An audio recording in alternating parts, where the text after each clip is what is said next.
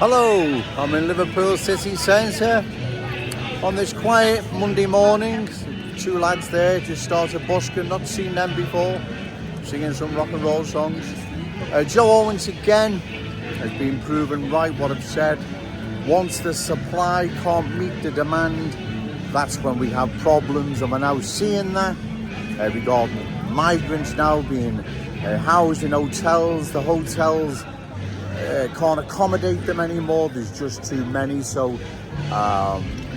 hotels where you've got public guests paying and staying there, they're now having to share their hotels with asylum seekers because, like I've said, all the other hotels are now bursting at the seams and there's no more room. There's plenty of hotels here on Merseyside, Birkenhead, Liverpool, Kirkby, all over where asylum seekers are being held or housed is the right word, let's say. They've been there for quite a while now, especially in the Suites Hotel in Kirkby. They've been there quite a while, and many other hotels across, as I say, the city and Merseyside in general. Now, what also happens with this is what I've said before. Once the supply can't meet the demand, there's problems. Now, the hotels can't meet the demand, and that means schools won't be able to, hospitals, dentists, doctors, A&E, housing, welfare. The list is endless. All you local councillors, MPs, Metro mayors, do you still now all stand by refugees welcome? Because you're going to be getting unseated soon if you carry on shouting that refugees welcome. You can see now what's happening, right? There's a crisis. And also, don't forget,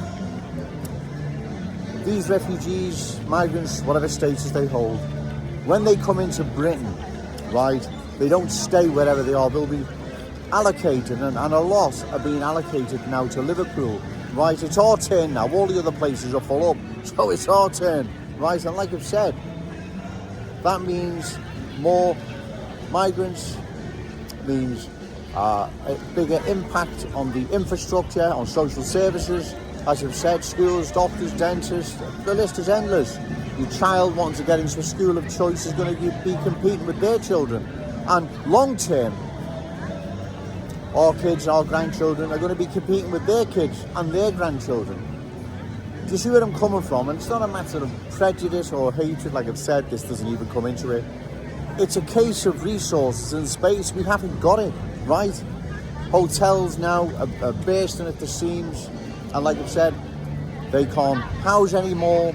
So they're putting them in hotels where they share them with the public. Public guests in hotels that have paid for the room, that may pay for the weekend, they're now sharing hotels with the public because there's not enough hotels, there's not enough room, there's not enough space. And once the supply can't meet the demand, like I've said, bang, there's problems. Now, that affects society, right? It affects everything right across the whole, right? Not just like, say, hotels, schools. It affects the roads, it affects buses, transport, literally everything, right? So it really is serious what is happening. It's not Joe Owens spouting again downtown or whatever. This is serious what is happening, right? And unless you get a grab of it, there is major problems ahead. Unfortunately, they're not going to get a grab of it, right? Because the Liberals working within the Liberal framework, right? And they'll just try and kick the football that far ahead. By the time they catch up with it, they're out of office and it's someone else's problem, right?